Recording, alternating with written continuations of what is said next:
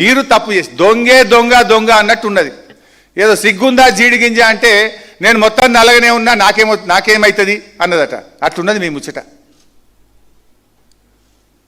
నేను రేవంత్ రెడ్డిని అడుగుతున్నాను, నువ్వు అన్నావు కదా అగ్రిమెంట్ ఉందని, పెట్టు, దమ్ముంటే బయట పెట్టు. ఒకవేళ తమ్మిడిహట్టికి 152 మీటర్లకు మహారాష్ట్ర ఒప్పుకొని ఉంటే ఆ అగ్రిమెంట్ ఏదైనా ఉంటే బయట పెట్టు. I'm ready to resign. ఆ క్షమాపణ చెప్పు. అబద్ధాలు మాట్లాడిన తప్పైంది, రాజకీయాల కోసం అబద్ధాలు మాట్లాడినా తెలంగాణ ప్రజానీకానికి క్షమాపణ చెప్పు. ఇంకోటి అడుగుతున్నా, you can understand our sincerity. Congress వచ్చి 2.5 సంవత్సరాలు అయింది. వీళ్ళ మేనిఫెస్టోలో తమ్మిడిహట్టి కడతాము అన్నారు, తమ్మిడిహట్టి కడతాం పీక్తాము అన్నారు. 2.5 సంవత్సరాలు మీకు అపాయింట్మెంట్ దొరకలేదా? ఆనాడు కాంగ్రెస్ గవర్నమెంట్ ఉంటే నెల లోపల పోయి కలిసిన నేను. కాంగ్రెస్ ఓడిపోయి బీజేపీ గెలిస్తే వచ్చిన గవర్నమెంట్ వచ్చిన 10 రోజులకే పోయి కలిసిన. స్వయంగా కేసీఆర్ ముఖ్యమంత్రి గారు 2 రోజులు మహారాష్ట్రలో ఉండి వెయిట్ చేసి, ముఖ్యమంత్రి ఎప్పుడు టైం ఇస్తే అప్పుడు నేను ఈయనే ఉంటా అని ఆడ కూర్చొని ఆయన టైం ఇచ్చినప్పుడు కలిసి బతిలాడి వచ్చిండు. 6 నెలల్లో కేసీఆర్ పోయిండు, మా ఇంజనీర్లు పోయిండు, నేనే 3-4 సార్లు పోయినా. మరి మీరు 2.5 సంవత్సరాలు పోయింది కూడా లేదు కదా. అంత డ్రామా మీ కంపెనీ. 2.5 ఏళ్ళల్లో తమ్మిడిహట్టి కోసం మీరు కనీసం ఒక్కసారన్నా మహారాష్ట్రకు పోయినరా? 2 సంవత్సరాల 7 నెలలు పూర్తయింది. That shows your commitment.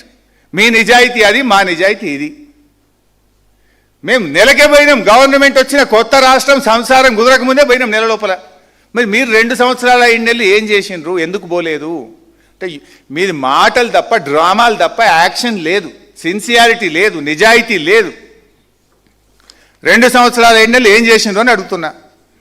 ఇంకా అవినీతి గురించి మాట్లాడతాడు. మీరు మొబిలైజేషన్ అడ్వాన్సులు తీసుకొని 2,700 కోట్ల రూపాయలు లేపిన, 2,328 కోట్లు లేపిన మీరు అవినీతి గురించి మాట్లాడడం అంటే దయ్యాలు వేదాలు వల్లించడం. కాంగ్రెస్ అంటేనే కరప్షన్, కాంగ్రెస్ డిఎన్ఏలోనే కరప్షన్ ఉంది. ఇదే రేవంత్ రెడ్డి తెలుగుదేశంలో ఉండి అసెంబ్లీలో మాట్లాడిండు, బయట మాట్లాడిండు, ఇది జలయజ్ఞం కాదు ధనయజ్ఞము అని. ఈ రేవంత్ రెడ్డి ఆనాడు తెలుగుదేశంలో ఉండి ఈ ప్రాణహిత చేవేళ్ల గురించి అడగోలు మాట్లాడిండు. ఇవాళ సూదపూస లెక్క మాట్లాడుతుండు. ఇక రంగులు మారంగానే, చొక్కాలు మారంగానే, పార్టీలు మారంగానే నీ స్టాండ్లు మారుతాయి. కానీ ప్రజలు మారరు కదా. నువ్వు మార్చుకోవచ్చు.